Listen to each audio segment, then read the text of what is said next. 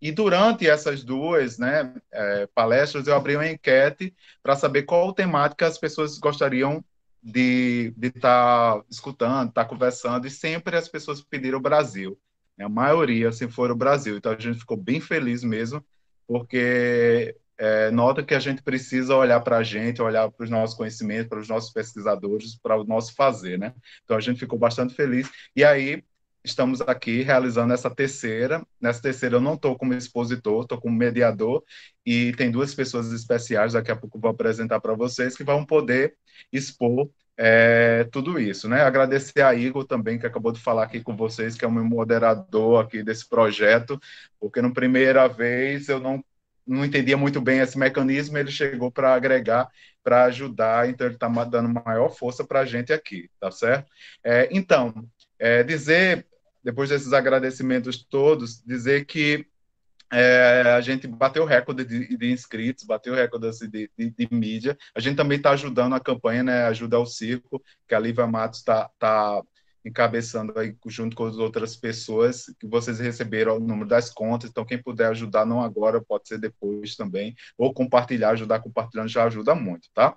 Então, nós trazemos aqui essa temática hoje, né? Esse tema, para a gente poder ampliar um pouco nossos panoramas histórico e conhecimento, né? E eu trago algumas questões, antes da gente iniciar a fala, algumas questões para a gente ir pensando, para atravessar as falas de Hermínia e do Daniel, para no final a gente conversar, né? Então, eu venho pensando muito, acompanhando algumas lives, algumas mesas, algumas discussões virtuais, e aí vejo muito atravessando a questão do conceito do que é tradicional, do que é contemporâneo e do que é novo, né? Então, muitos. Então, a maioria que eu estou entrando sempre está atravessando de uma forma ou de outra esses três conceitos, né? E aí me veio a pensar que há muito tempo atrás, alguns anos atrás, eu via muito efervescente também uma dicotomia entre dois conceitos também, que era o que é clown e o que é palhaço, que é clown, né?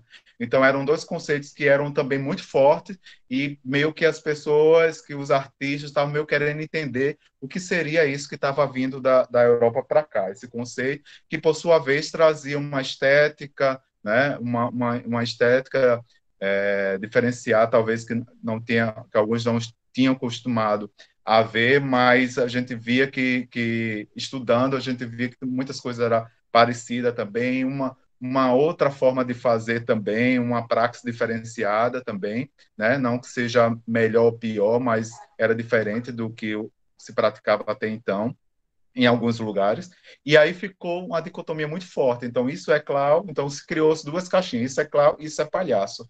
E aí, aos poucos, de tanta pesquisa, de tanto debate, esse debate avançou. Né? Ele deu um passo para frente e essas duas caixinhas que eram separadas, elas voltaram para o lugar de origem, que era a confluência, o diálogo, e a gente viu que é uma coisa só. Palhaço é clown, clown é palhaço, né? E eu imagino que da mesma que hoje em dia não tenha tanta essa reverberação, pelo menos é a impressão que eu tenho. Ao contrário dessas dicotomias, dessas caixinhas que são criadas, que chegaram até nós, né, que muito da Europa lá, né, que chegaram lá e vieram para cá, e quando chegaram aqui, entraram em choque, né? Então, algumas pessoas problematizam, outras pessoas concordam, outras pessoas discordam, outras pessoas ficam meio querendo entender o que é isso. Então, se cria três caixinhas, né? E eu acho que eu convido hoje aqui para que talvez a resposta ou o caminho para a gente estar pensando e avançando essa discussão, né, você esteja na fala do Daniel e da Hermine, na exposição que eles vão trazer. Então, convido que a gente possa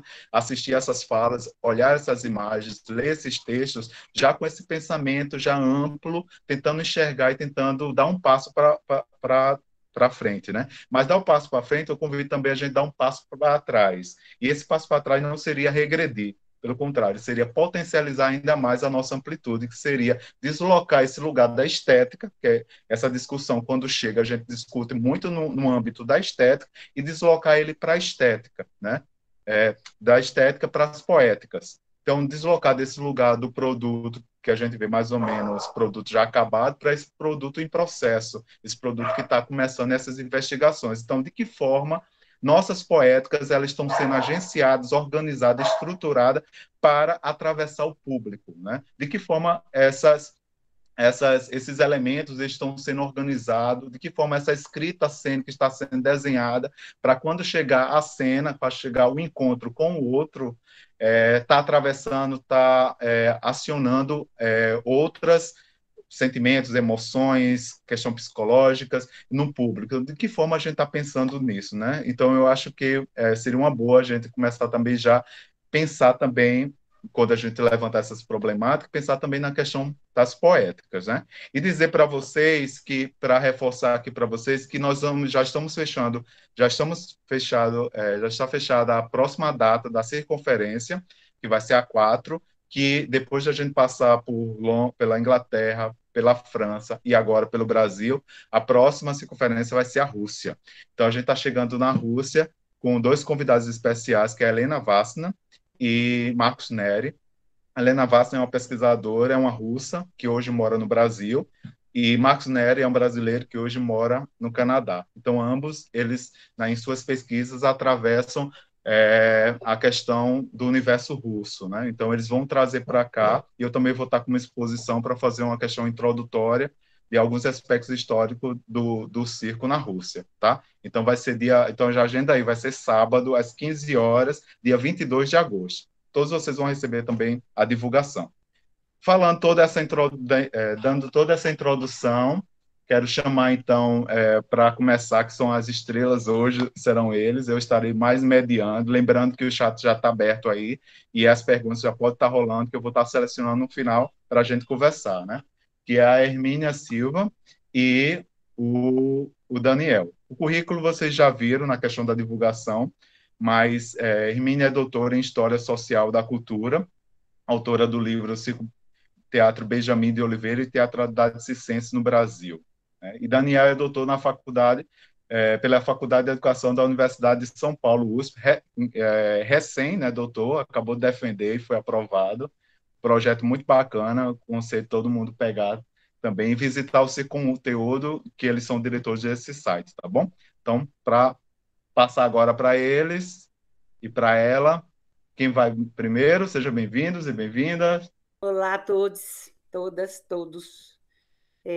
Primeiro, agradecer demais, Giocélio, de ter tomado essa iniciativa. Eu acho que está sendo. A gente já falou do paradoxo da pandemia, que nós estamos tendo possibilidade de encontrar pessoas que nunca, eu nessa vida, pelo menos, eu iria encontrar, e a gente está fazendo isso por aqui.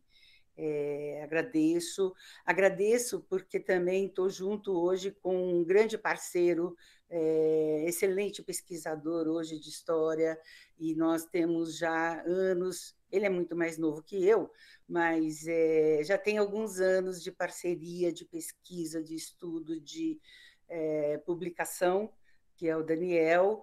É a primeira vez que nós estamos juntos falando na pandemia, então, também é muito emocionante para mim.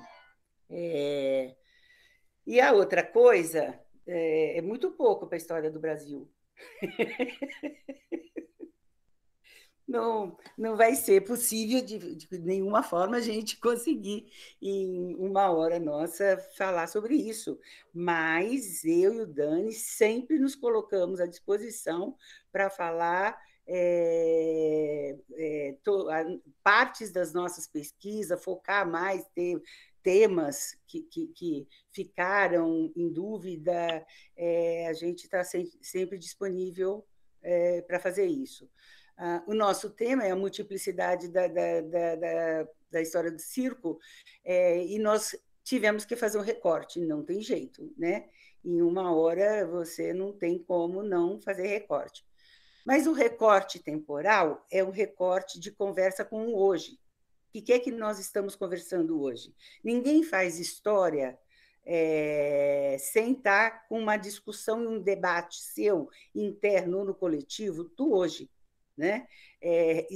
Fazer processos históricos não é jogar um anzol e fazer o resgate do que era antes, isso não existe.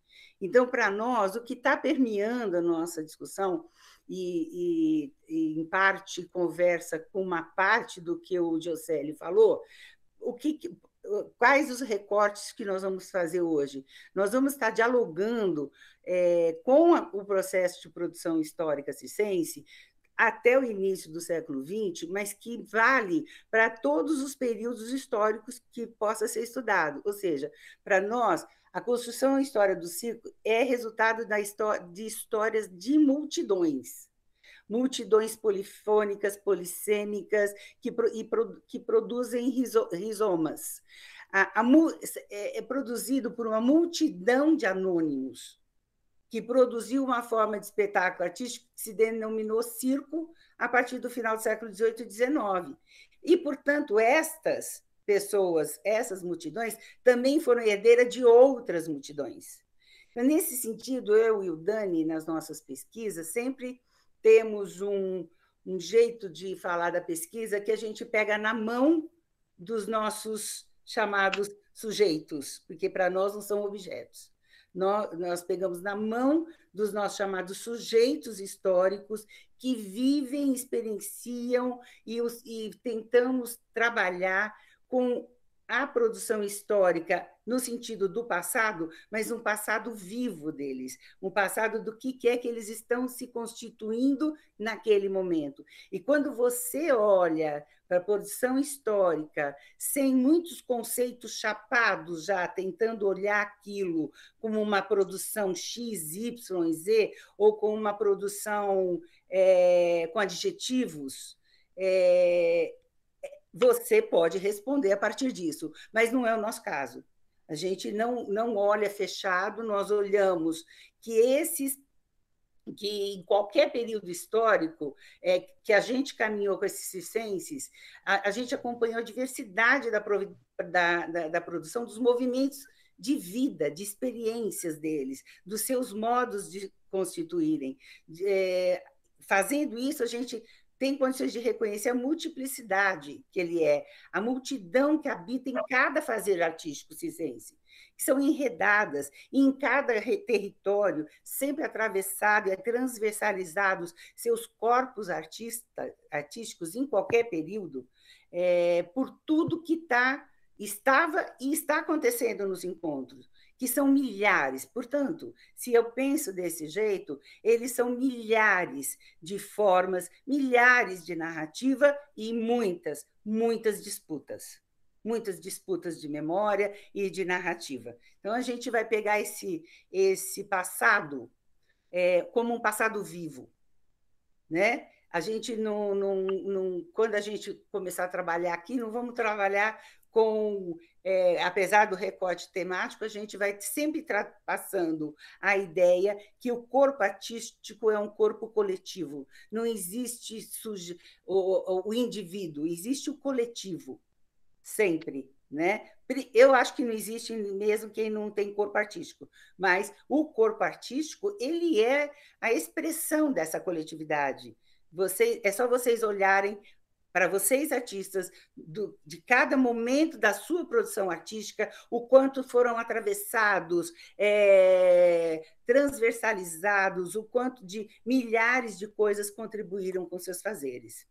Então, nós vamos estar falando nessa parte, e que sempre os artistas se misturaram, se confundiram, se copiaram, criaram, produziram, o que faz dos palcos picadeiros circenses na história lugares de transgressões, lugares de experiências de várias vezes de criação de novidades. Então, é a partir deste olhar que nós vamos estar falando sobre o que nós vamos conversar agora. E uma das principais características de todo o fazer histórico circense que nós vamos estar falando é, a partir de tudo isso, da sua contemporaneidade com cada momento que ele esteja vivenciando. E, nesse sentido, Diocélio, a estética vai ser contemporânea à estética que está presente naquele período, naquela rua, naquela cidade, naquele bairro, naquele país, né? Mesmo que europeus, russos venham para o Brasil desenvolver seus modos de fazer circo, aqui, em todos os lugares que eles vão, eles misturam. Né? Não, o circo, como a gente trabalha, até pelo menos a metade do século XX, e depois disso a gente tem que fazer um outro debate, era poroso. Mas há uma recuperação dessa porosidade a partir da década de 1980. Mas não é disso que nós vamos falar hoje, tá certo? Porque outros agentes, outros sujeitos históricos circenses aparecem em cena e que precisa de um outro debate, que outros debates, tá ok? Pronto, Dani. Eu e o Dani não vamos... A gente vai tentar, vocês vão ser cobaia nossa, porque a gente está morrendo de medo. É verdade. Bom, a gente não quis fazer um modo mais clássico de ele falar, eu falar, e depois pergunta. A gente tem muita sintonia nas nossas pesquisas. A gente já publicou muita coisa das nossas fontes. Dani hoje é um dos maiores pesquisadores de fontes históricas de circo, mais do que eu já não tenho... Já tenho preguiça, e ele faz umas coisas incríveis. É claro que depois a gente trabalha junto isso, mas então nós temos uma sintonia que a gente começou a dividir: o que você vai falar, o que eu vou falar, não, mas e aí, como que nós vamos fazer? Eu vou dar uma entrada e a gente vai continuar esse diálogo entre nós, né? Sim, são os europeus que chegam no Brasil, os primeiros. Mas também tem outras nacionalidades. Mas a principal nacionalidade que chega no Brasil são os europeus. E como é que a gente vai descobrindo quem é que chega, como chega? Infelizmente, a gente precisa, para um período tão longo, que eles vão estar chegando no final do 18, começo do 19, nós precisamos de fontes escritas. Né? E quais seriam essas fontes escritas? Há uma certa forma no ofício do historiador, mas que isso mudou muito, de que fonte tinha que ser oficial. Né? Então, fonte tinha que ser textual, só o texto, porque registra-se, então ela seria fonte. A gente não trabalha com isso, a gente trabalha com fontes cartorárias, jornais, memorialista, música, poesia. A gente vai trabalhando com todas essas fontes. Então, quando a gente vai fazer a pesquisa de quando é que chega, nós tivemos que recorrer, e aí já mostra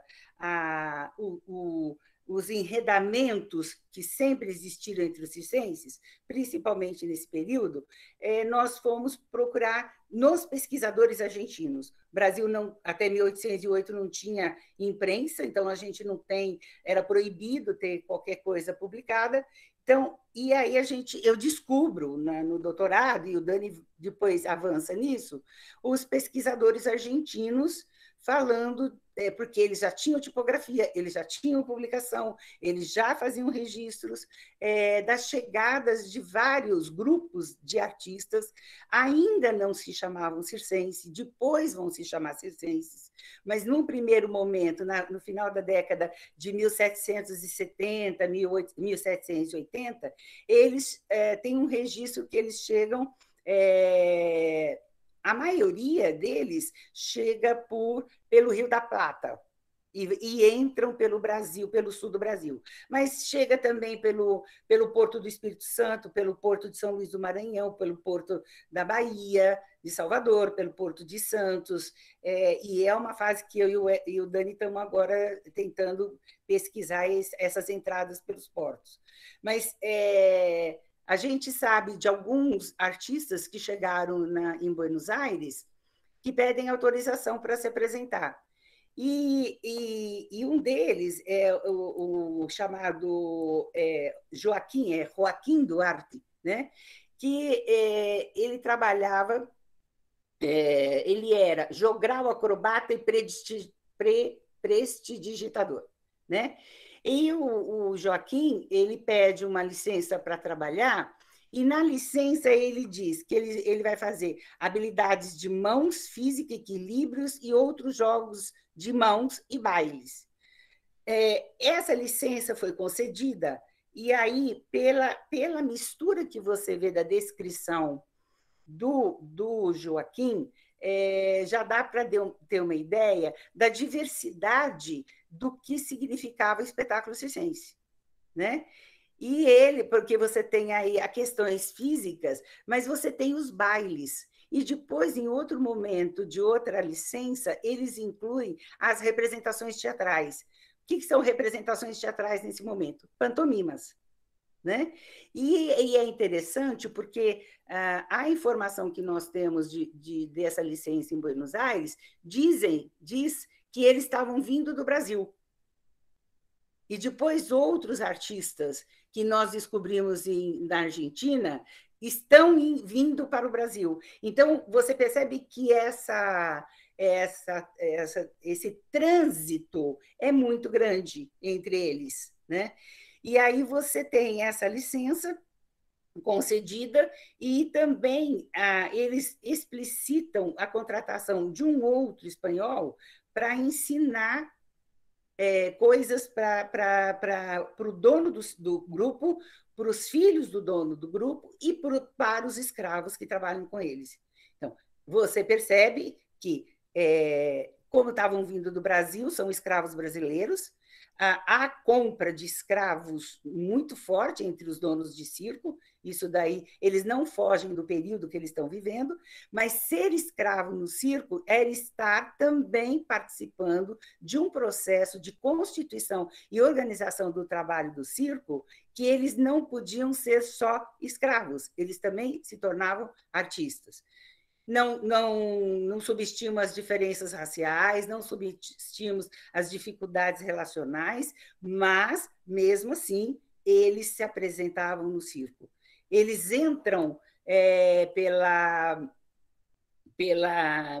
por Buenos Aires ou por esses vários portos, e, a partir daí, nós vamos constituindo um volume enorme de vários artistas de vários lugares, ainda na sua maioria europeu, mas a partir da entrada da América do Sul, a partir da entrada do Brasil, a mistura de europeus com as culturas locais, com os casamentos, com outros locais abrindo circos, essa mistura é de milhões e milhões de narrativas e formas de se falar.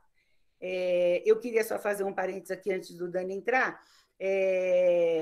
Nós temos muito pouca produção do Centro-Oeste, do Norte e Nordeste. Temos algumas produções de pesquisas do Sul, a maioria do Sudeste Maravilha, e temos muito pouca produção do resto do país, né? Então, e toda vez que eu e o Dani falamos, a gente fala: pesquisem os circos das suas regiões, das suas cidades, porque nós vamos perceber um igual e muito diferente. É igual e é diferente, muito diferente, porque cada lugar que o circo estava, cada lugar que o circo ia, se incorporava os artistas locais, se incorporava o diferente, se incorporava a música, a dança, o teatro.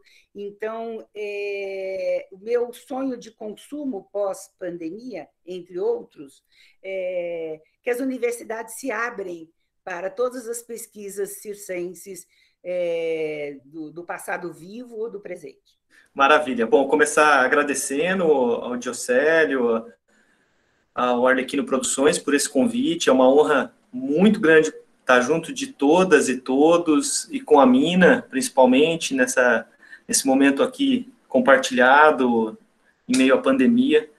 É uma satisfação muito grande para mim.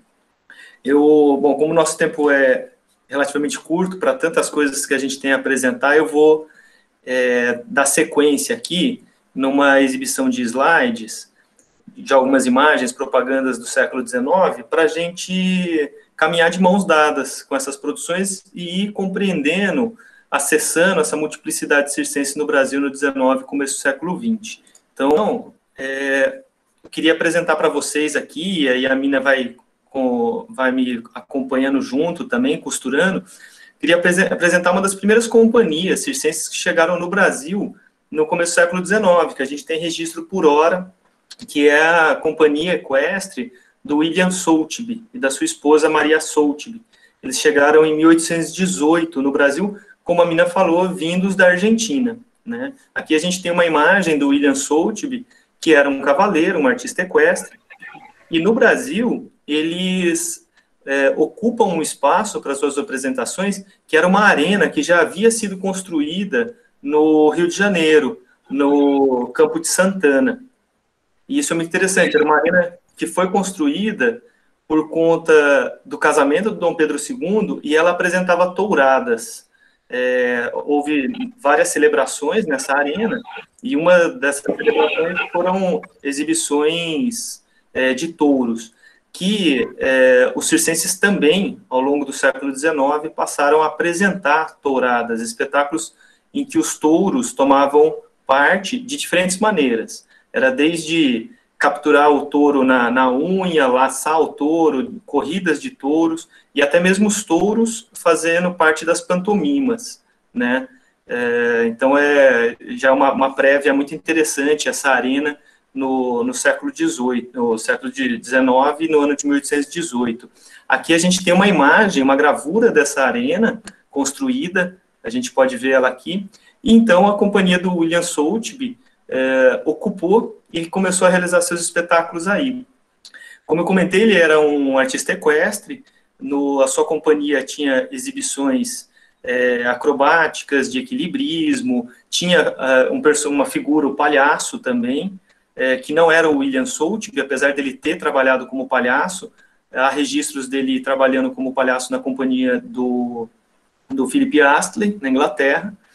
E um elemento interessante dessa apresentação da companhia do Sotheby, em 1818, é o fato de que ele fazia exibições de pirotecnia, já nesse começo do século XIX.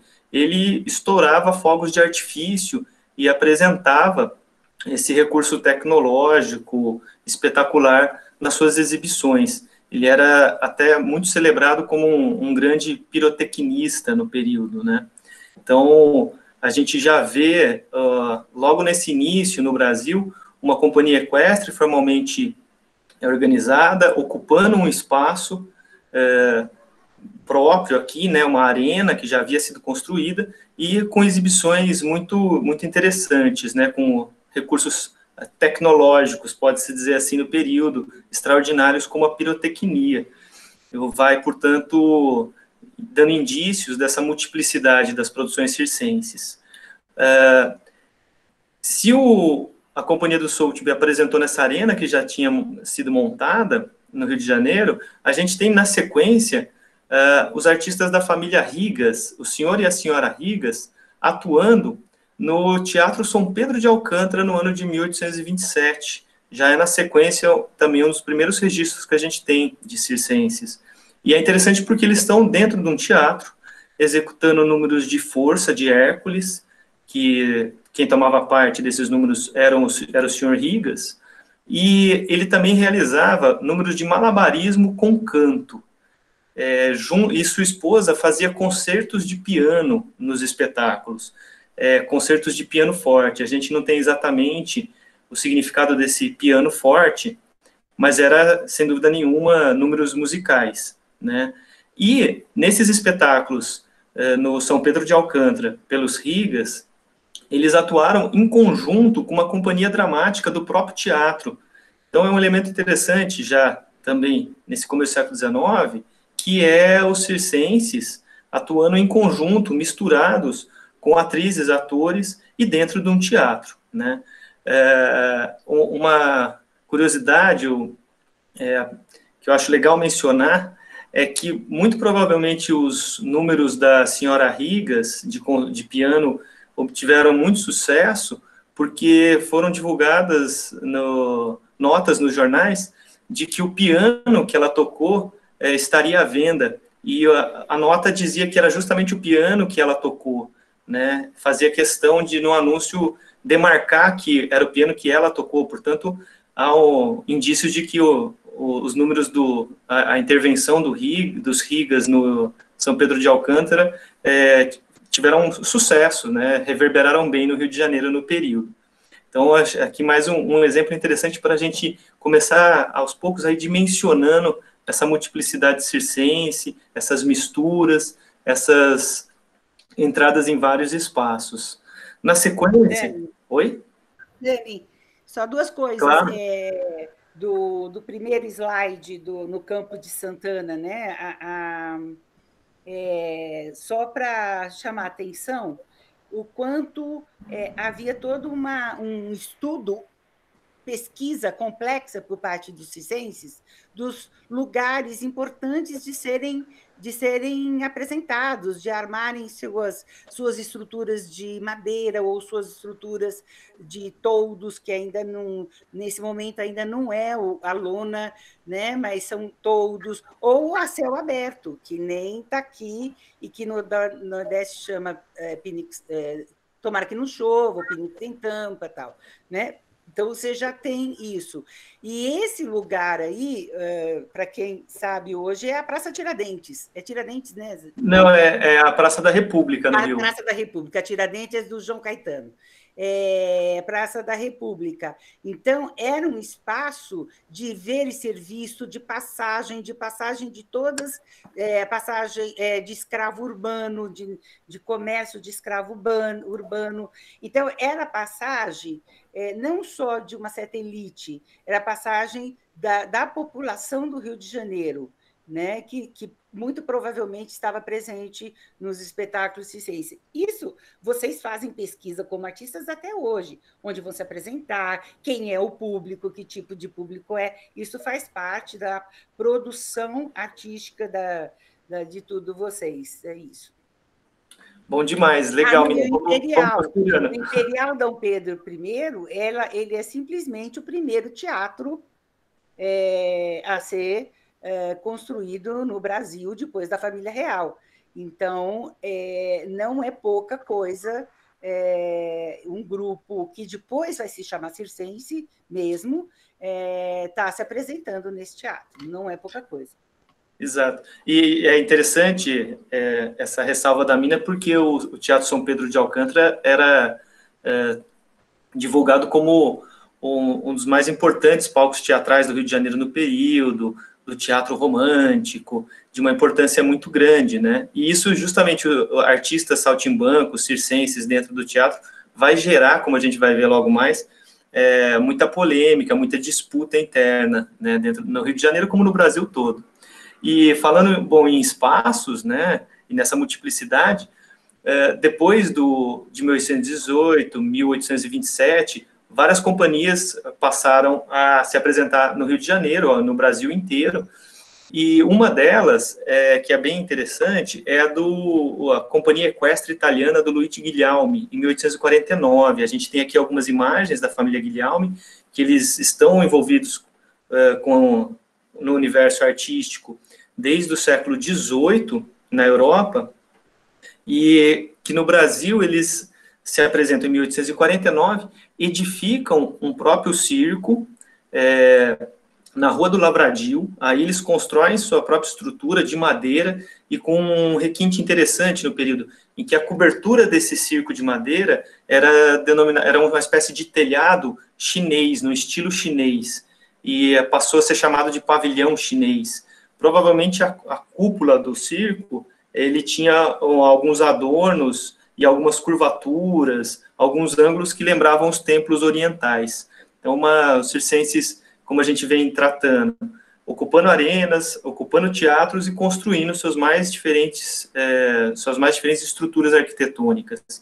Esse circo, esse pavilhão chinês dos Guglielmi, foi construído com vários camarotes, voltados especificamente para a família imperial, porque, como vários circenses, eles empreenderam espetáculos dedicados à família imperial. Nesse caso aqui, eles estão nessa propaganda, o espetáculo está divulgando o aniversário do Dom Pedro II e, portanto, conta com a participação das SSMMII, como a gente pode ver aqui, que são as senhoras majestades imperiais.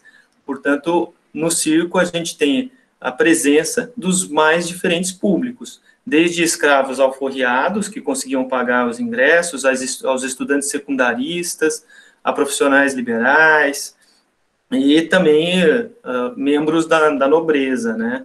Então, esse é um elemento bem interessante dessa produção dos Guilhalme aqui no 19. Um outro ponto importante, que daí eu discuti mais especificamente no doutorado, eu acho que vale mencionar, é que o Luigi Guilhalme, o diretor, ele oferecia, dentro do próprio circo, aulas de ginástica para a sociedade fluminense e aulas de equitação. As aulas de equitação eram também divulgadas para as mulheres, e quem tomaria parte dessas aulas para as mulheres era a esposa dele, a senhora Guilhalme. Então, a gente identifica os circenses nessa metade do século XIX se assumindo como mestres de ginástica, e, obviamente, o circo, os circenses, divulgando modelos de práticas ginásticas, se mostrando como detentores de conhecimentos e saberes sobre o corpo, e no Rio de Janeiro, no século XIX, e isso é muito interessante, porque nesse período a gente tem uma diversidade muito grande de práticas ginásticas sendo desenvolvidas no Rio de Janeiro aqui especificamente, no Brasil todo, né, mas a gente está trabalhando mais especificamente aqui no Rio. A ginástica ela vinha sendo desenvolvida desde clubes ginásticos até dentro das escolas, e sempre, em geral, pautada por um viés higiênico, pautada por perspectivas científicas, e, em geral, essas propostas ginásticas do período rivalizavam com as práticas circenses e disputavam com os circenses. Então, a gente já tem aqui uma evidência muito interessante dos Guilhalme assumirem esse campo da ginástica como mestres e oferecendo aulas. Esse é um debate bem extenso, a gente vai passar por ele aqui ao longo dessa apresentação, portanto eu não vou me estender muito, ainda mais que o nosso tempo é curto. Só dando detalhe, que várias dessas famílias que nós estamos falando, vários deles vão se tornando, assim, os argentinos dizem, a família tal é argentina, mas a família tal também é minha parente, os Riegos, por exemplo, também são meus parentes, e dizem assim, a família Riego está no Brasil. Então, várias dessas famílias vão ficando nos países e constituindo círculos com local, com os artistas locais, se associando a outros grupos artistas. O Guilhalme é um desses nomes, né? Se fixa, uma parte se fixa no Brasil, e aí, no Brasil, a cultura Com certeza. É interessante que os Guilhalme, eles retornam eles ficam até 1850, depois eles encabeçam algumas excursões, que a gente não conseguiu localizar bem, mas eles retornam para o Brasil em 1874. E eles, em 1874, ocupam simultaneamente 2 espaços diferentes na cidade. O Circo Olímpico da Rua da Guarda Velha, um espaço que a gente vai comentar logo mais, e também, mesmo atuando no Circo Olímpico da Guarda Velha, eles montam um circo em Botafogo e fazem espetáculos em 2 espaços distintos da cidade, né, em 1874. Vale mencionar já também que nesse ano de 1874, foi muito divulgada na imprensa uma grande pantomima que eles encenaram no circo. Era uma pantomima que tinha cavalgadas, disputas militares, muitos artistas em cena, muitos cavalos, efeitos de luzes, muitos figurinos, um efeito cenográfico incrível, e principalmente ela simulava 2 coisas muito interessantes no meio da pantomima. A queda de uma ponte no meio do enredo, tinha uma parafernália mecânica que simulava a queda de uma ponte, e em um determinado momento uma cena de cavalo, em que o cavalo pulava de um abismo, de um ponto a outro do abismo. Isso reverberou muito na imprensa fluminense no período, como algo extraordinário do período. Então a gente começa a ter dimensão dos aparatos técnicos, tecnológicos, cenográficos que os circenses adotavam para a realização das suas pantomimas, das suas encenações. né? Bom, como eu comentei, né, o Guilherme, em 74, teve num tal de Circo Olímpico da Guarda Velha. O que é esse Circo Olímpico? É essa estrutura que a gente vê nessas duas imagens aqui da ponta.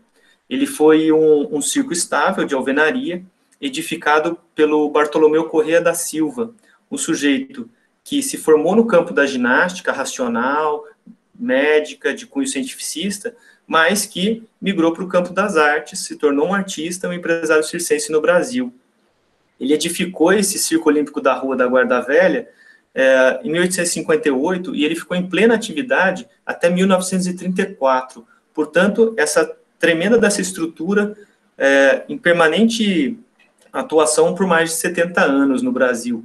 Isso já gera um impacto legal, né? Se a gente é muito bombardeado pela figura da lona, né, da itinerância dos circenses, a gente tem um grande de um circo estável no Brasil. E o Bartolomeu não foi o único, né?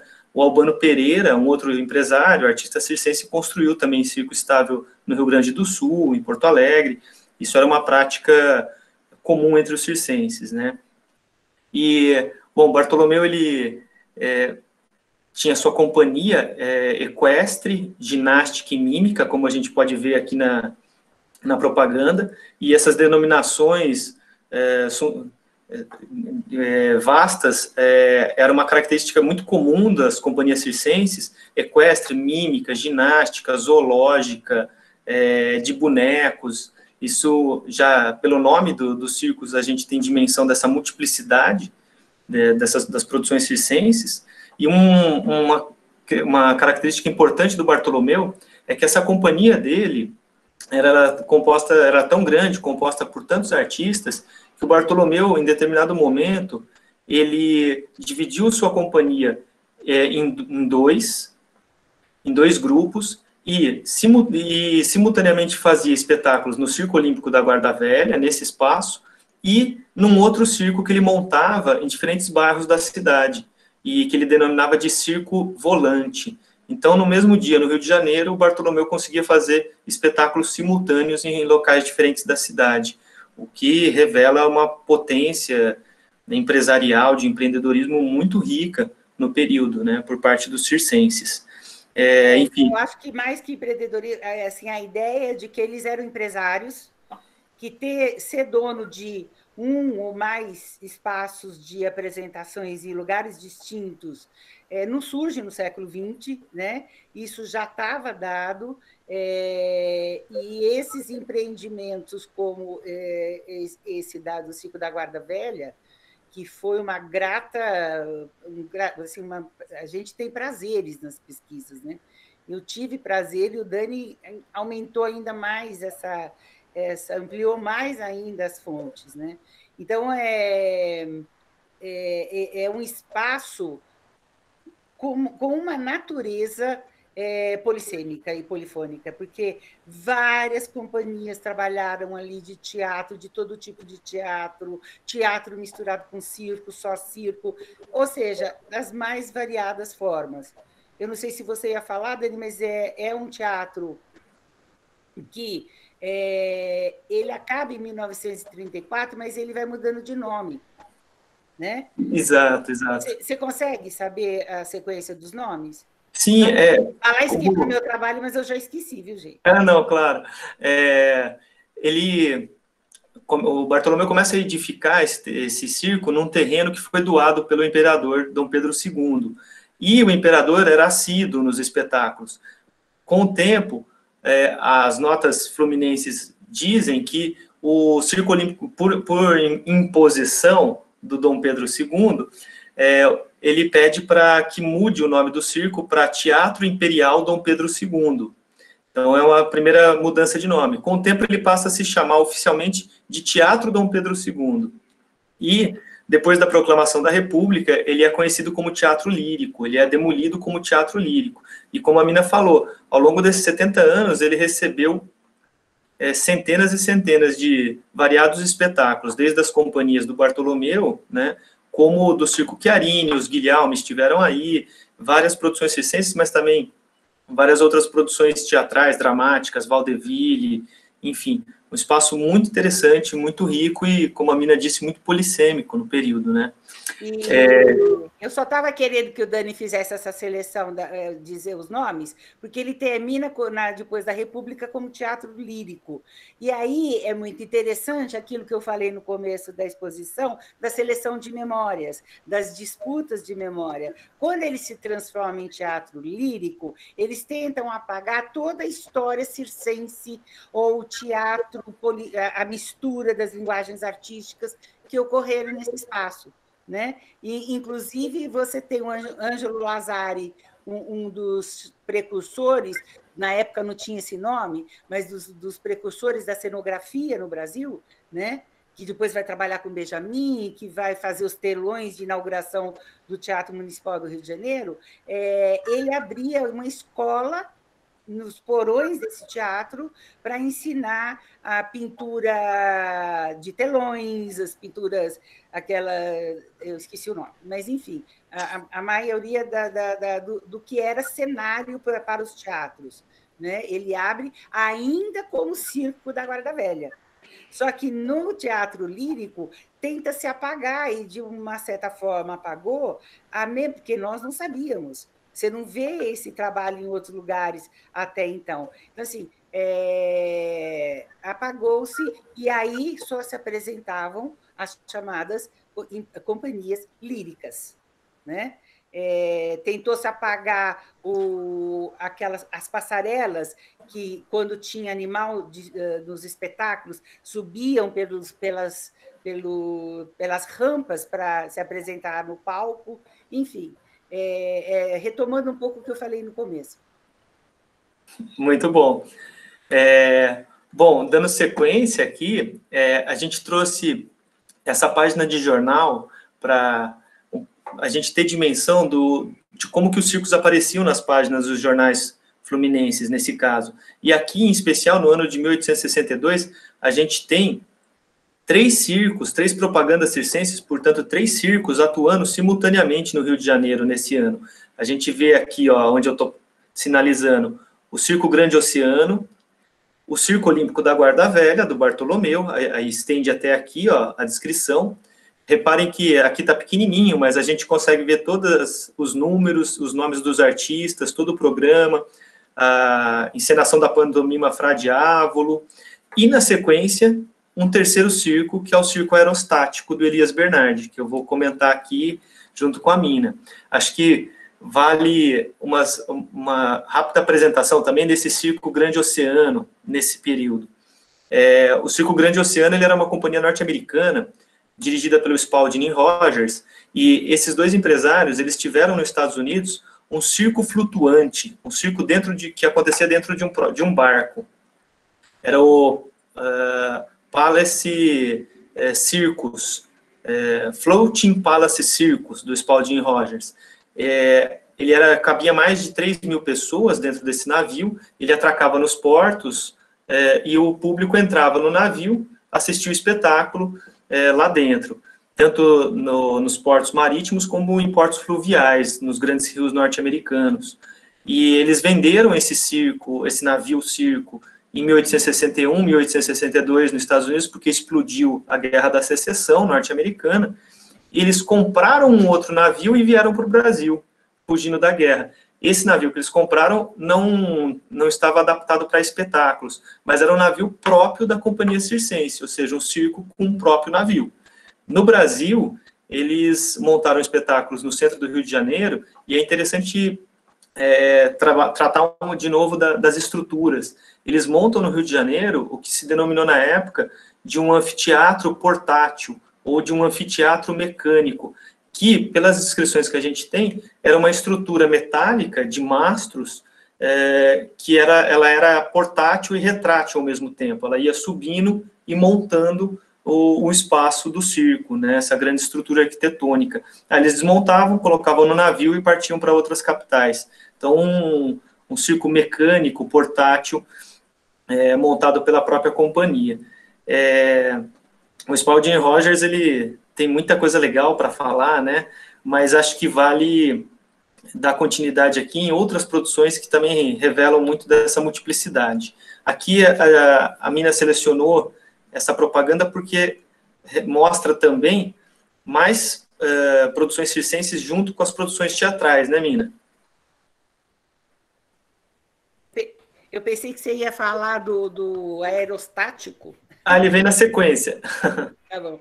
Não, é só para exemplificar, porque, por exemplo, várias dessas empresas, você, quando lê mais fontes, mais jornais, mais periódicos, eles estão misturados nas feiras que estão acontecendo na Festa do Divino. Então, na Festa do Divino, você tem várias barracas montadas, e cada uma delas com vários tipos de espetáculos, desde striptease até teatro, circo, música, dança. Então, era uma mistura muito grande. Coitado, a Festa do Divino, mas estava tudo misturado, né? E vários desses artistas que estão nesse período agora da segunda metade, desde a década de 1840, eles estão muito misturados com as produções artísticas locais, né? E vão levar para vários das apresentações deles, vários, por exemplo, textos de obras de brasileiros, autores brasileiros, que eles vão transformar em pantomima. O Fra Diavolo não é brasileiro, mas é uma produção literária, mas teatral também, que eles vão adaptar. E você tem uma hora no circo do Benjamin que era assim, era a flauta mágica num dia e o Fra Diavolo na outra. E todos os 2 dias, na época de carnaval, terminava com todas as sociedades carnavalescas da época. Quer dizer, é uma mistura muito complicada para quem quer uma forma só de ser teatro, uma forma só de cantar, uma forma só. E essa propaganda aqui só reforça o que o Dani falou, que aqui você tem equilibrista, ginástica, acrobática, mímica, Aéreo, né? E os casales, e aí você tem nos 2 teatros, essa programação aqui são programações de peças teatrais que também estão sendo transportadas como pantomimas nos circos itinerantes. Lembrando que pantomima circense, a mesma pantomima que o Robson fala para a gente, ela não era uma representação muda. Ela era uma representação cantada, falada, saltada. Então, a pantomima fica durante muito tempo como gênero de alguns teatros e também do circo, mas ela não é mímica muda. Essa mímica aqui é uma pantomima cantada, falada, dançada, representada, saltada, que nem o cavalo que saltou não sei quanto lá. Tinha de tudo. Muito bom. Bom, como a Mina comentou, o circo aerostático, daquela propaganda anterior lá, em que ele está junto com o Grande Oceano, junto com o Guarda-Velha, é um circo muito interessante, porque ele tinha como grande atração, para além dos números equestres, acrobáticos, de equilibrismo, ele tinha uma ascensão ginástica. O que significa ascensão ginástica, como era divulgado no período? Aqui tem a terminologia ascensão ginástica. O Elias Bernardi, o diretor, ele, no final do espetáculo, inflava um grande balão na frente do circo, os espectadores saíam do circo, ele saía do circo, inflava esse grande balão, ele entrava no cesto do balão, levantava voo, no ar ele descia do cesto, se pendurava num trapézio que estava acoplado no cesto, ia realizando evoluções ginásticas nesse trapézio e voando com o balão até uma das praias do Rio de Janeiro. E o público acompanhava pelas ruas do Rio o balão viajando até essa praia, olhando para cima. Portanto, uma clara incorporação tecnológica do período, espetacularizada aqui, nesse circo aerostático, balonismo em ascensão no período, ele até divulga nas propagandas a técnica de balonismo que ele está adotando, que é inspirada nos irmãos Montpellier, irmãos franceses, que desenvolveram técnicas de balonismo, e ele também dá a entender que tem uma espécie de inovação, entre aspas, estética, de produzir um número de trapézio pendurado num balão, voando pelo centro da cidade. É possível também interpretar dessa maneira. E uma curiosidade que eu acho muito bacana é que ele divulgava nas propagandas, no final, aqui embaixo, ele solicitava aos barqueiros, marinheiros da praia que ele ia aterrissar, que ficassem atentos por causa dele cair no mar, para socorrer o homem, caso ele caísse no mar, né? Então, é uma produção, reforço, que está no ano de 1862, junto com o Circo Grande Oceano, junto com as apresentações do Bartolomeu Corrêa da Silva no Circo Olímpico da Guarda Velha, e que traz nessa contemporaneidade, esse diálogo muito claro com essas produções tecnológicas do período. Na sequência aqui, um outro circo que também traz muito desses diálogos, dessa contemporaneidade, dessa multiplicidade do fazer circense, é o Circo Chiarini, que eu estudei no mestrado, e tive a orientação da Mina para essa pesquisa, em que era uma companhia equestre. Ela teve no Brasil em 2 períodos, de 1869 a 72, depois de 75 a 77. E ela ela reverberou muito no Rio de Janeiro, com as suas apresentações, e foi mesmo registrada em importantes revistas da época. Aqui a gente tem a capa da revista Vida Fluminense, que dedicou atenção ao Circo Chiarini, e por ele ser uma companhia também equestre, e o Ângelo Agostino, o cartunista da revista Fluminense, fez essa capa em que os cavalos da companhia Chiarini assinam um documento, e nesse documento eles estão solicitando que o público vá ao circo assistir o espetáculo dedicado em benefício ao Giuseppe Chiarini, ao diretor do circo. Os cavalos que são adestrados por ele estão, portanto, assinando uma convocatória ao público. Nessa outra charge do Agostini, ele mostra os cavalos em várias posições, de certa maneira humanizadas, né, fumando um charuto, de ponta cabeça, levando uma cadeira, para indicar o quanto que os cavalos eram extraordinários e tomavam essas posturas humanas, humanizadas, né? Logo abaixo aqui, um outro tema importante para a gente apresentar, que a gente pouco já comentou, nessa charge aqui a gente tem 3 diretores teatrais fechando as portas dos 3 teatros, o Alcazar Lírico, a Fênix Dramática e o Ginásio Dramático. Embaixo está dizendo que o Circo Chiarini é o terror da classe teatral, porque os espetáculos circenses estavam oferecendo uma concorrência gigantesca às produções teatrais.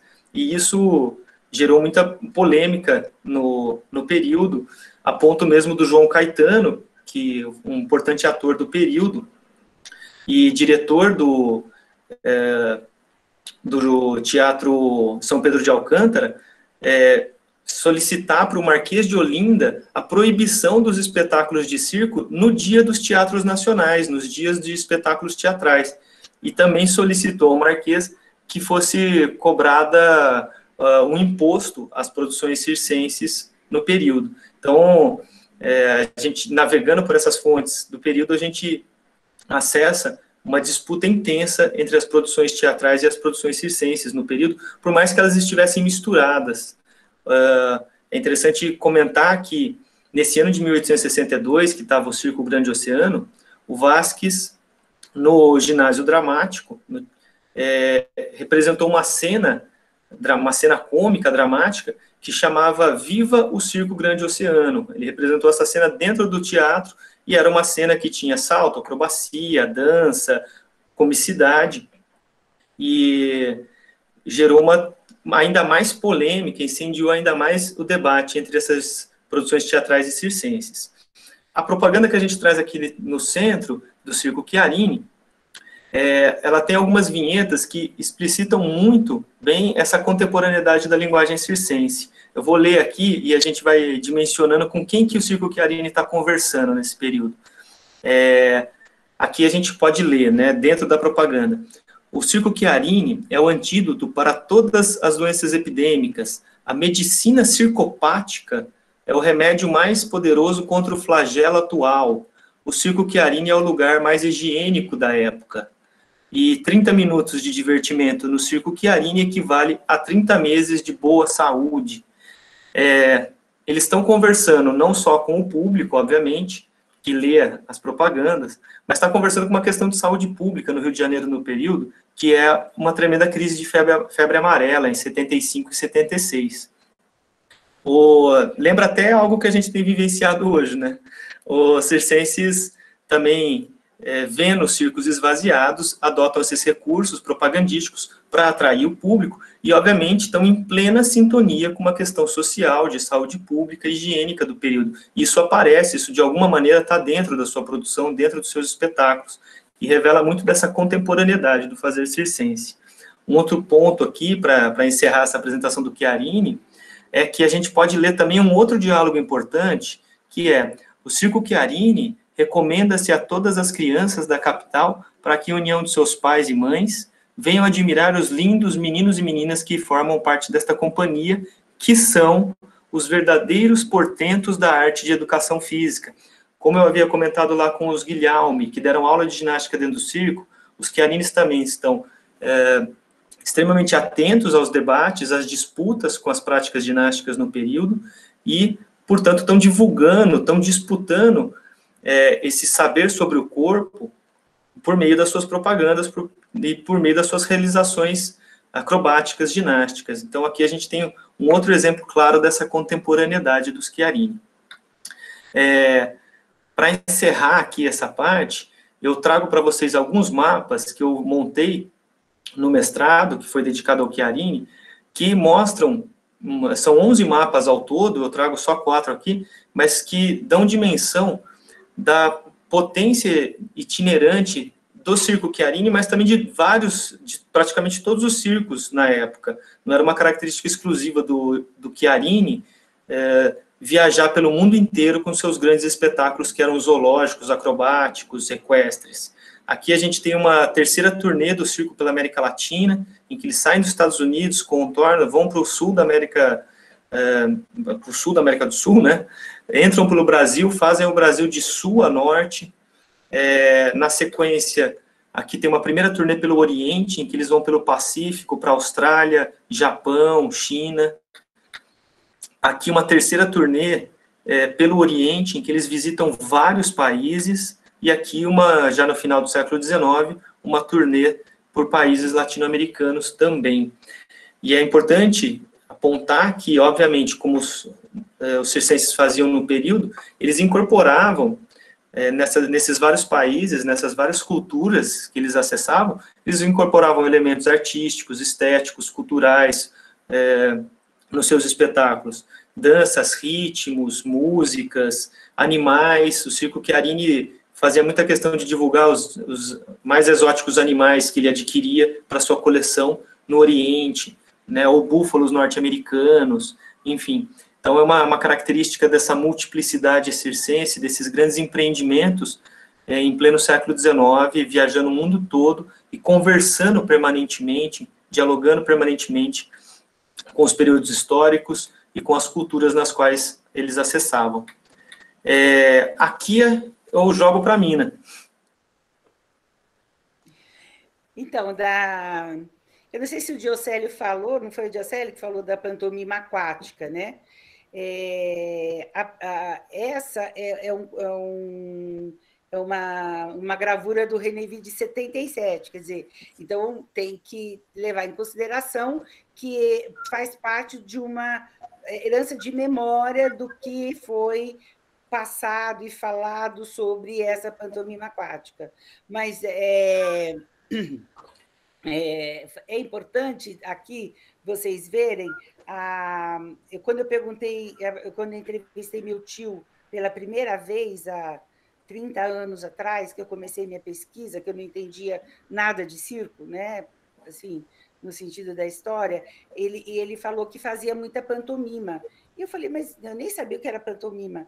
E aí ele falou assim para mim, Lembram os primeiros filmes mudos, cinema mudo? Então, era desse jeito que a gente fazia, mas a gente cantava, a gente falava, não era só. Então, essa gravura que vocês estão vendo é uma cenografia dentro de um espaço de circo que está na França, mas que 3, 4 anos depois, a família Peri já está apresentando no Teatro São Pedro de Alcântara, para horror de toda uma elite que considera o São Pedro de Alcântara o lugar político, cultural, de referência naquela frase que o Dani falou, que o Arthur falou, um teatro não vale um circo, né? Então, é muito complicado. Mas ele o Peri monta, a família Peri, não vai ser só os Peris, vão ser outros, essa montagem. A história é bem comum, 2 jovens, um casal de jovens, de família, parece de Romeu e Julieta, de famílias que se odiavam e que tentam fugir, aí começa a correria dos policiais, e aí lembra mesmo aquelas coisas do cinema mudo do começo. E esse é um outro tipo de... Isso aconteceu, isso daqui está acontecendo em 1850, na França, e é chamado de Nouveau Cirque, quer dizer, o circo novo, né? Eles montam essa estrutura aqui de piscina e fazem toda uma... Mas esse é um teatro fechado, não é um toldo, e eles fazem toda a apresentação. Não dá para vocês verem, mas tem uma orquestra, né, que também toca e faz toda uma representação acrobática, de natação, de vários tipos, e depois que termina na água, abre um planchão e fecha. E aí eles continuam trabalhando, né, nesse picadeiro, né? Tem uma estrutura muito conhecida. E eles... Não, eu só queria chamar a atenção do Peri, porque aqui no Brasil, eu não sei, é possível em outros lugares, quando ia se fazer uma pantomima aquática, cada circo falava da quantidade de 1.000 e milhões de litros que colocavam nessa piscina. Aí você tem que tirar uns 9 fora, né, porque cada circo era um número maior que o outro para colocar a quantidade de água. Mas a colocação de água no Teatro São Pedro de Alcântara para fazer a pantomima já era um espetáculo. As pessoas iam para ver essa piscina ser enchida com uma mangueira enorme que saía do teatro para encher. E aí a gente entra um pouco no século XX para mostrar essa questão da sinergia dos circenses nas produções, né? E aí o Benjamin de Oliveira é meu tema do doutorado, mas eu pego na mão dele também para conhecer a produção circense. Essa é uma propaganda dele em São Paulo, que ele já é famoso, né? Isso é de 1901, e durante todo o ano de 1901, no estado de São Paulo, nenhuma propaganda fez esse tipo de foto impressa, que é daguerreótipo. Esse tema eu sou papagaio de pirata, então, mas nenhuma teve uma imagem deste tipo. Ele está com fraque, está com as medalhas, porque era muito comum os artistas de qualquer área receberem medalhas de ouro de autoridades. Dom Pedro II medalhou muito artista circense, muito ator, atriz e tal. Então, e é um currículo deles estampado que nem os militares, né? Mas aí são os artistas. Então,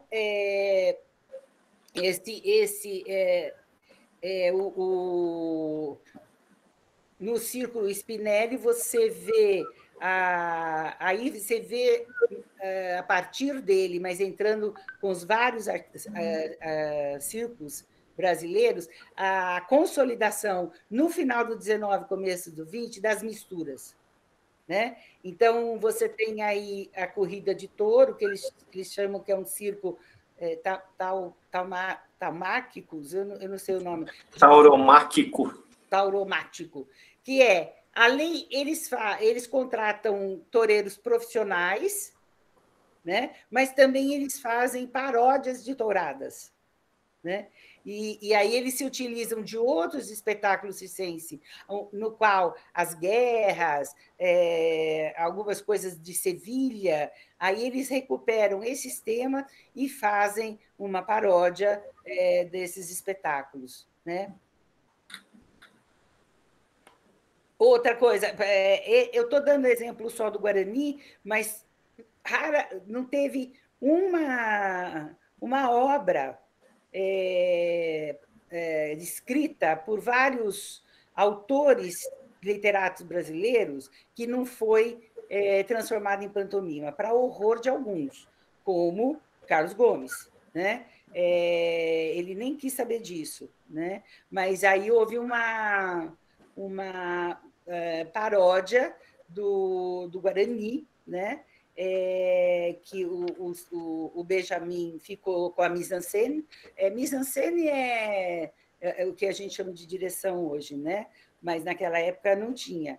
E é interessante porque o Benjamin está trabalhando com Cruzet, que era um importante palhaço argentino, que vem da Argentina e se incorpora ao circo e que vai trabalhar. Aí a gente consegue ver várias famílias, né? E o importante de salientar aqui que todos esses artistas que estão nas pantomimas, nas paródias, nas representações teatrais, estão na primeira parte como acrobatas, aéreos, equilibristas, mas também estão cantando, dançando, e a segunda parte é isso. Então, os mesmos grupos, incorporando sempre artistas locais para estar dessa feita. E aí você vê aqui que é uma pantomima, né? Com 22 quadros, 70 pessoas em cena, 22 números de música, um arranjo do maestro João dos Santos, que é de Barbacena, ele existiu, né? A banda da companhia, agora, a gente não tem noção o que significou o Guarani, a história e a ópera tocada por uma banda de circo. Isso a gente nunca vai saber, né? Mas eu sei que o Carlos Gomes não gostou muito disso, não. Acho que vale mencionar também que foi essa representação dos Guaranis que foi gravada dentro do circo em cinematógrafo, que se caracteriza uma das primeiras filmagens nacionais, né? Cinematógrafo, um recurso cinematográfico do período, né? E foi uma peça circense, né? Por volta de 1908, Leal e Labanca, que eram o fotógrafo, mas também que inicia a questão da cinematografia brasileira, eles filmam a representação da pantomima no circo Spinelli, né? Mas isso depois a gente fala mais. Opa, pulei. Então, essa daqui é uma das imagens assim que mais possibilita ter uma noção das incorporações, dos atravessamentos, das transversalidades, das polifonias. Essa opereta, Viúva Alegre, ela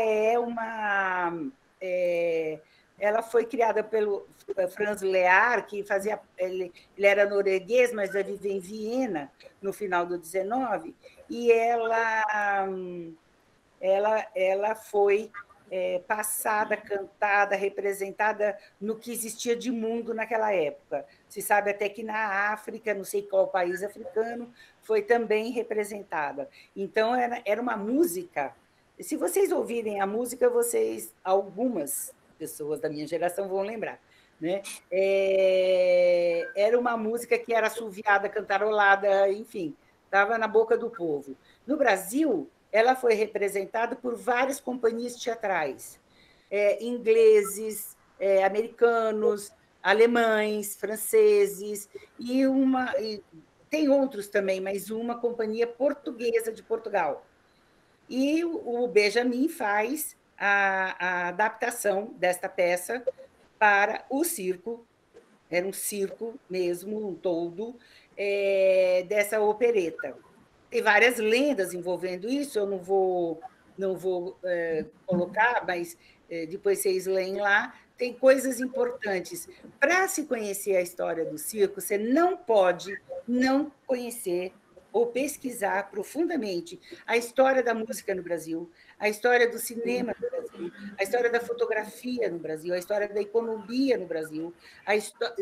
Eu estou falando Brasil, mas também tem que ir para outros lados. Você não pode não fazer pesquisa sobre a história das artes, as disputas de memórias dessas artes, a história geográfica, porque você vê os mapas que o Dani mostrou, tem gente que já fez geografia estudando o caminho que os circos faziam no século XIX. Né? Não tinha nada, era rios, chão e alguns barcos. Né?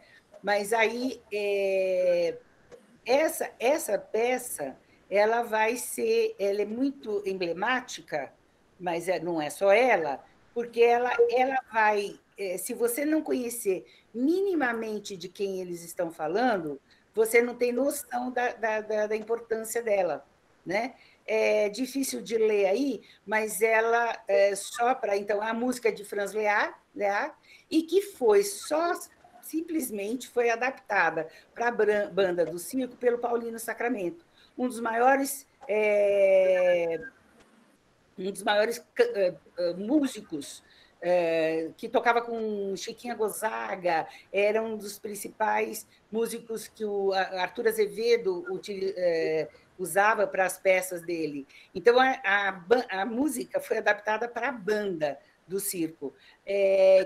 Quem faz a primeira estreia da peça, quem faz é o Baiano. Baiano, se vocês sabem da história da música popular, é tido como o primeiro a gravar um samba. Há controvérsias, não vou entrar nisso, mas ele grava um samba pelo telefone em 1917. As adaptações não param aí. O Henrique de Carvalho era um importante tradutor das peças para a maior parte dos teatros do Rio de Janeiro. E o Henrique de Carvalho trabalha com Benjamin em várias outras peças. Né? Ângelo Lazari, que eu falei que era um dos precursores da cenografia, ele é que faz a parte da cenografia do circo. E aí você tem os patrocinadores e tal. Tem duas coisas importantes nessa propaganda. Primeiro, que ela fala que ela vai ser encenada, vai ter com projeções elétricas, tá certo? E ela fala, no final dela, é uma representação sem o auxílio do ponto. A história oficial do teatro diz que acaba o ponto com o Ziembinski em 1940. Né?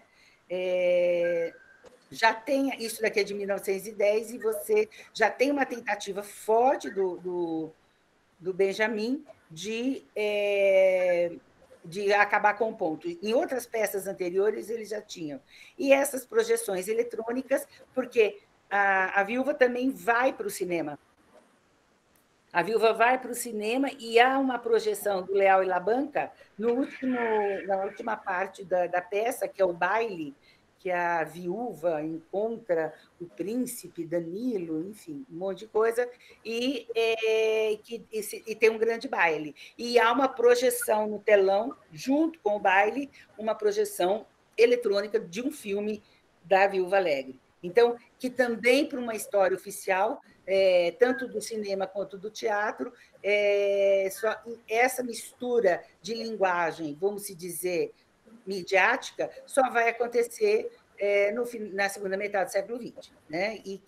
Ou numa primeira metade do século XX. Então, é importante isso para dar uma ideia da disputa de memórias que estão aí. Outros artistas importantes da história da música brasileira, não é MPB como se fala, mas é a história da música brasileira. São vários artistas importantes que estão trabalhando com Benjamin em todos os circos, como palhaços cantores, estão indo gravar discos, são os primeiros a gravar. Então, é uma série deles, é muita gente para falar aqui agora. Dani? Bom, vamos lá. A gente chega agora ao nosso último companheiro aqui desse percurso, né? E o Diocélio já deve estar querendo matar a gente, mas vamos lá. É o Zeca Floriano, e que se relaciona com o Spinelli, o Circo Spinelli, que a Mina está comentando aí, que tinha a atuação do Benjamin, né? O Zeca Floriano, ele foi um atleta, um sportman, fundador de diversos centros de cultura física, escolas de educação física, professor de ginástica, e formado no campo daquela ginástica científica, racional, institucionalizada, e, junto com tudo isso, foi também artista e empresário circense. Aqui a gente tem ele como marechal do circo, aqui ele nas exibições de força, halterofilismo, ele atuava nos circos com luta romana, lutas espetáculo, e ele vem desse campo da ginástica institucionalizada racional porque ele era filho do Marechal Floriano Peixoto, o segundo presidente da República, de 1891 a 1894. Ele vem de uma elite, atua nesse campo dos esportes, de diferentes maneiras, nesse campo da ginástica, de diferentes maneiras, e no circo também. Ele propõe, com toda essa trajetória dele, a intensa mistura entre essas várias áreas. E um dos exemplos interessantes de trazer aqui é que, no ano de 1913, ele, já como artista circense, empresário circense, né, ele tinha o grande pavilhão Floriano, ele o grupo artístico dele era o Trio Floriano, ele aqui na base, mas nesse ano de 1913, especificamente, ele inaugura as aulas de ginástica do Centro Cívico 7 de Setembro, o Centro de Cultura Física, num grande espetáculo dentro do Circo Spinelli, em que tomou parte desse espetáculo os alunos do Centro Cívico de Ginástica, os professores de ginástica do centro, e, simultaneamente, misturados os ginastas acrobatas do Spinelli. Então, ele mostra muito claramente para a gente, de forma muito explícita, a intensa mistura das produções circenses com diferentes áreas, e a entrada, o cruzamento permanente de diferentes sujeitos produzindo circo, né? Ele como eu disse, é um cara que vem da ginástica, vem do campo dos esportes, mas que se torna um artista, se liga ao Circo Spinelli, dirige sua própria companhia, de 1915 a 1940, né, esse grande pavilhão Floriano. Então, o Zeca, acho que ele encerra em si essa mistura, essa multiplicidade do fazer circense, e um ponto que eu debato no doutorado, que eu defendi recentemente, que tem bastante ligação com essa questão da ginástica, é o quanto que o circo foi uma escola também para ele, uma escola de formação, de educação do corpo, tanto quanto a ginástica, tanto quanto as práticas esportivas no período. O circo foi uma escola, vocês sempre detentores de múltiplos saberes sobre o corpo, sobre sua arte e sobre a produção dos seus espetáculos. Então, a gente encerra brevemente aqui, que o nosso tempo estourou, com essa produção do Zeca Floriano no campo do circo, das artes circenses, e essa multiplicidade toda, que a gente apresenta as referências, e passo a bola para o Diocélio, junto com meus agradecimentos aí por essa oportunidade. Eu só queria falar uma coisa só, Diocélio, por conta do tempo, tem que fazer recortes, né? Não tem jeito. E a gente procurou esses sujeitos coletivos, porque eles têm que se chamar, esses corpos dessas famílias, dessas pessoas, como sujeitos coletivos, e que fazem parte de uma multidão de fazeres circenses de uma forma muito, muito, muito polissêmica e polifônica, né? Então, a partir desta forma, a gente pode ver outras vidas, dar outras vidas ao passado e abrir possibilidade de viver vidas e produções de memórias, né? Há muitos momentos aí que a disputa de memória foi muito ferrenha com o circo. Obrigada. Obrigado demais, eu estou aqui já, tanta informação bacana, assim, coisas incríveis ainda que eu não sabia. Daniel falou aí, você deve estar com vontade de matar, só se matar de arroz de agradecimento. Muito bom. Porque foi muito bacana, assim. Eu estava muito dividido aqui em assistir a aula e fazer o monitoramento aqui, porque a sala lotou, foram muitas pessoas entrando ao mesmo tempo, então, assim, foi sucesso demais, assim, a casa está cheia.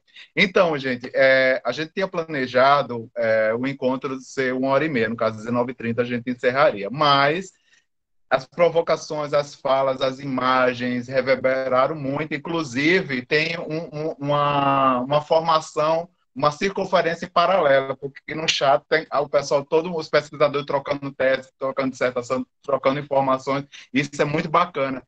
E aí, eu queria pedir saber se Daniel e a Hermínia podem ficar mais alguns minutos para a gente estender um pouco mais, porque tem algumas perguntas e muitos agradecimentos também. Pode ser, Daniel e Hermínia? Claro, por mim, super fechado. Claro, para mim também. Pronto, eu queria convidar quem está aí também na sala, ficar mais um tempinho para ter certeza que essa parte também vai ser muito bacana. Então, tem algumas perguntas aqui que eu selecionei. Uma é falando sobre, muitas pessoas perguntaram sobre a questão da mulher no circo, o contexto da mulher no circo, né? E aí tem assim, gostaria de saber Quero falar. qual o papel da mulher nesse contexto, o papel que elas desempenhavam nesse momento, a mulher no contexto circense, da divisão dos papéis, a organização do trabalho, as representações do corpo feminino, a hipersexualização na constituição desta estética do espetáculo circense. Foram várias pessoas que perguntaram, mas tem Jéssica, Alice, a Poema também, foram algumas pessoas que perguntaram aqui. Passo para vocês a bola.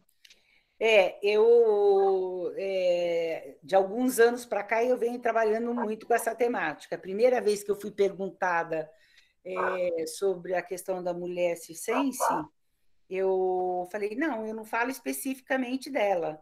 Mas aí eu fui rever meus trabalhos, é sempre bom alguém perguntar e você ficar na dúvida, que eu trabalhei o tempo inteiro com a mulher circense, no sentido de que, primeiro, o circo é contemporâneo não só nas incorporações culturais artísticas, não só nas incorporações tecnológicas, mas também o circense é contemporâneo aos modos e costumes de cada época, né? Eram machistas,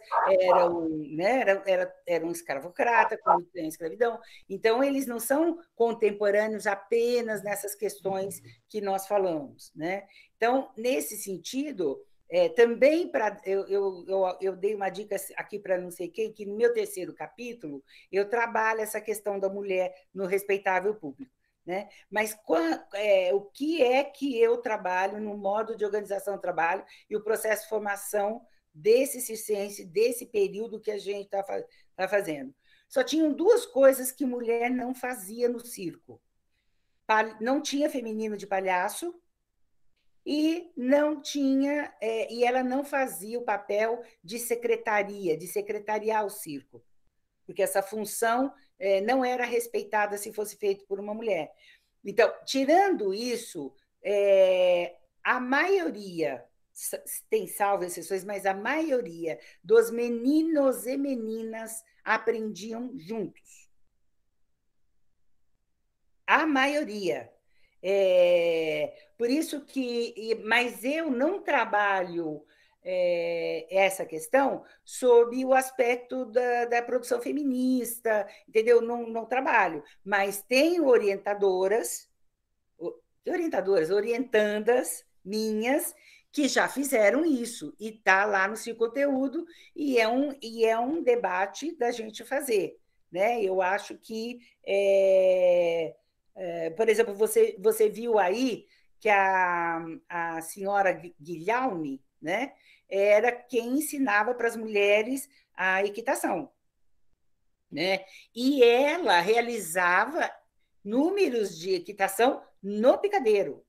Então, a mulher circense, como a maioria das trabalhadoras daquele período e de hoje ainda, as mulheres circenses, elas acumulavam 3, 4 períodos de trabalho, acumulavam, né? E à noite tinham que ser lindas, loiras, maravilhosas e sem celulite, né? E isso é muito comum. Só que tem uma questão, por exemplo, a gravidez era um impedimento momentâneo delas trabalharem em números de força, de aéreos, de trapézio, de acrobacias. Mas muitas delas, depois de passado o período de pós-parto, elas voltavam.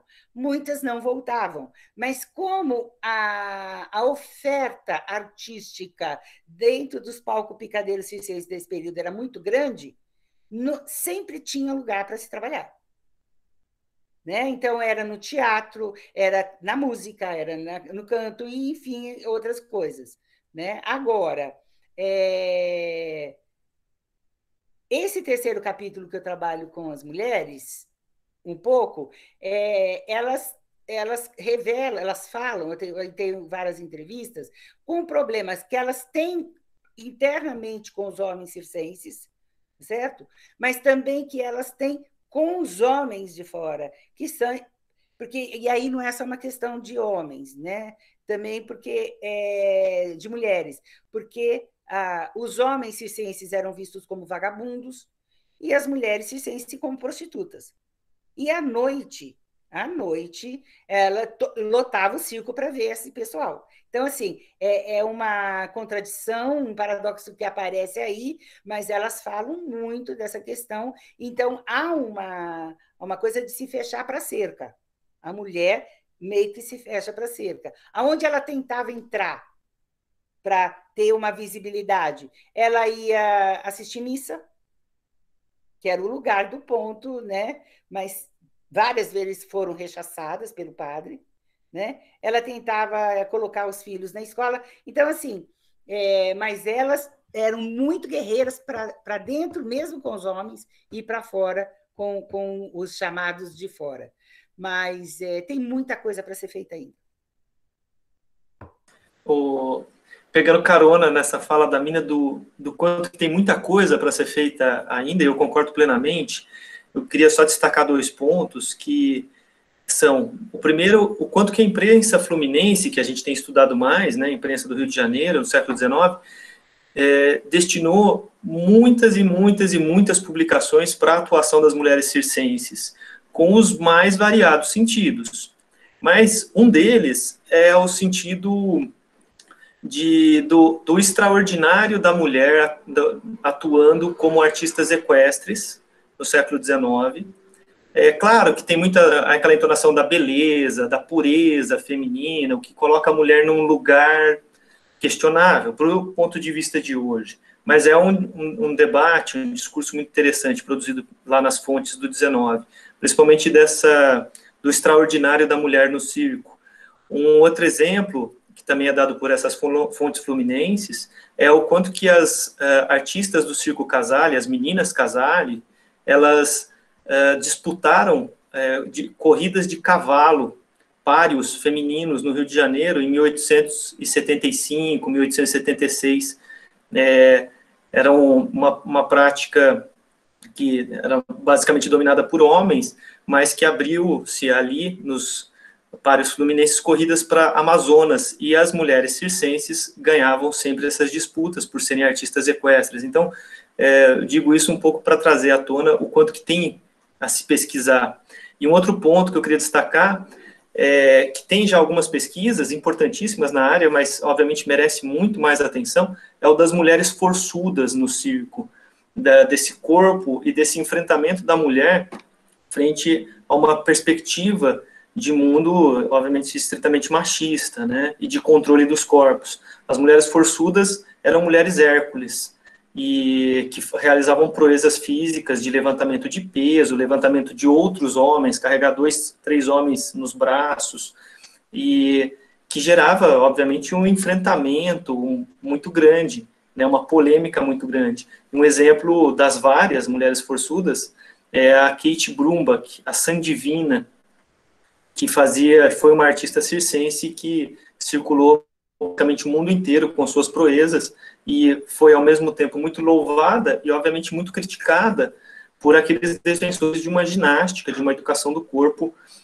racional, institucionalizada, médica, científica, e que acreditavam que o corpo da mulher devia de ser voltado para o lar e para a criação dos filhos, né? Então, é um tema muito interessante que merece, como a Mina comentou, muito empenho, muita dedicação ainda.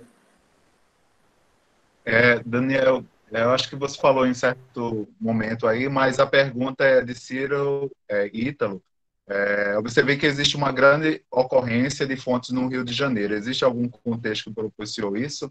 E para a Hermínia queria saber se algum artigo que trate dessa pantomima, acho que você falou do autor aí, né? Só para referência, e aí vocês poderiam falar um pouco do Circo Conteúdo, do site, né? Porque lá tem todo esse material também e muitos outros.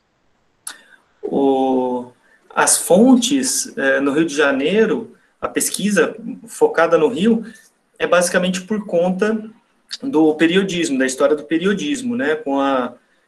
A Mina comentou lá no começo, com a chegada da família real, começa a imprensa no Brasil. E o Rio de Janeiro, por ser a sede da corte, capital do Império, depois capital da República, é um dos lugares que tem a maior produção de periódicos. É um centro político, econômico, de desenvolvimento social, importantíssimo no período, portanto, que gera muita produção bibliográfica, periódica. Então, a gente consegue acessar muito material por conta desses motivos, né? Mas daí reforço uma colocação da Mina lá no começo, que independente disso, dessa centralidade no Rio, outras capitais, outros estados têm também um periodismo a partir de 1808 muito interessante, muito extenso, e que nos chama e quase que nos obriga a pesquisar também essas produções circenses em outras regiões, em outros estados brasileiros. E então, acho que é por aí que vai. Desculpe, Diocélio, qual era a pergunta para mim? É só a referência da pantomima. Qual é o texto que pode tratar da pantomima? Eu trato, mas eu prefiro ir direto da minha referência, que é o Robson Correia. Isso Lá mesmo. no seu conteúdo, um artigo dele, que tem 2 artigos, ele fala do melodrama e da pantomima.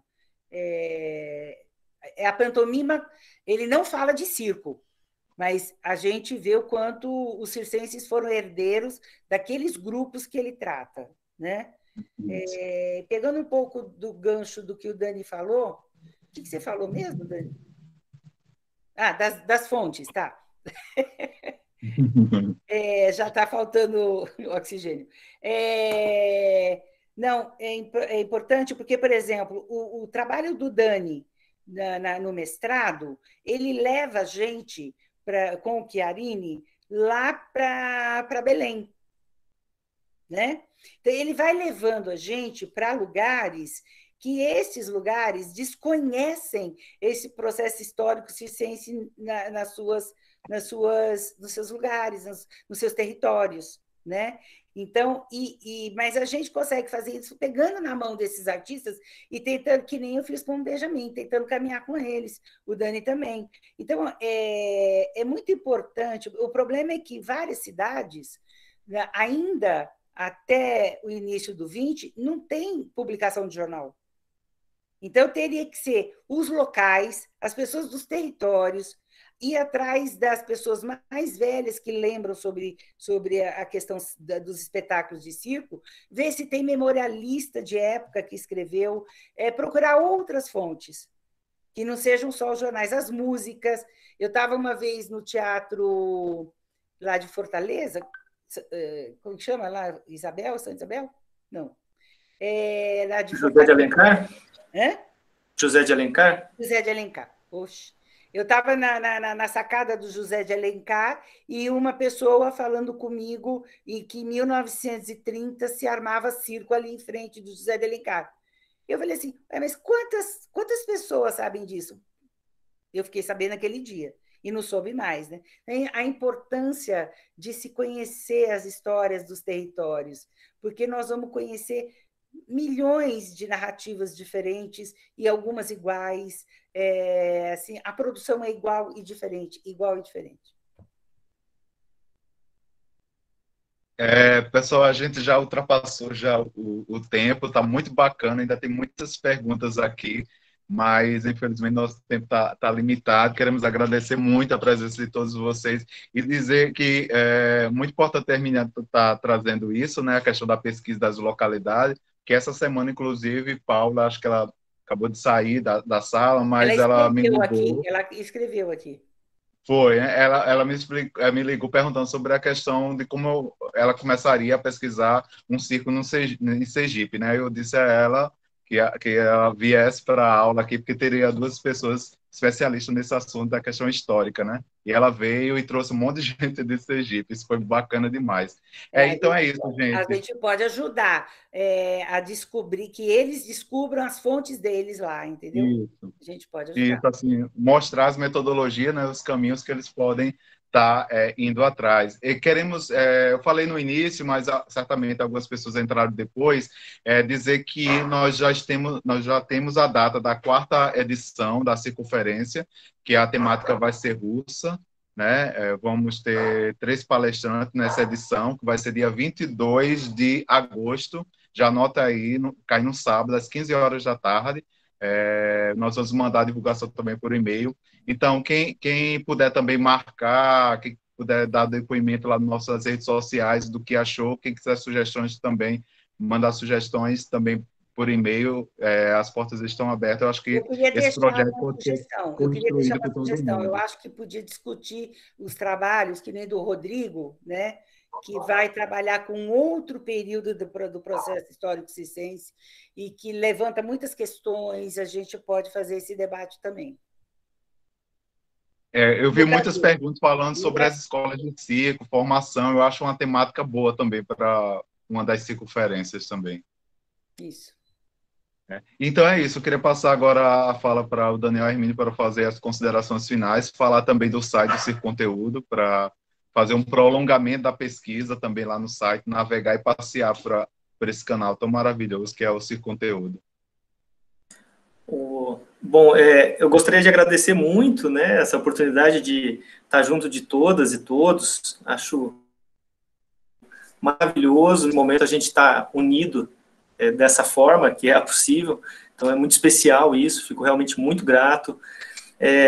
Também gostaria de deixar claro o quanto que a gente se disponibiliza para auxiliar, para estar junto, para ajudar, para trocar ideia a respeito dessas produções circenses no 19, para elaboração de pesquisas e afins, e deixar o convite para acessarem o Circo Conteúdo, que é o site que a gente coordena, em que tem lá um acervo muito vasto da diversidade circense, produções múltiplas, como o circo, de artigos, trabalhos acadêmicos e não acadêmicos, enfim, toda uma diversidade de produções, e deixar o convite não só para navegar no site, como também para compartilhar conosco suas produções circenses, sejam elas escritas, acadêmicas ou não, ou produções de vida, tá bom?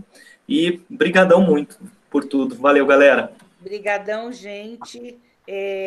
O Circo Conteúdo também aceita vídeos gravados de narrativas das histórias das escolas, das histórias de projeto Circo Social. A gente publica essas narrativas. Quem não quiser ou tiver dificuldade de escrever, mande um vídeo gravado para a gente publicar, porque assim a gente vai fazendo um mapa das várias coisas, que é o que eu e o Dani trabalhamos com essa diversidade, e o Circo Conteúdo é isso.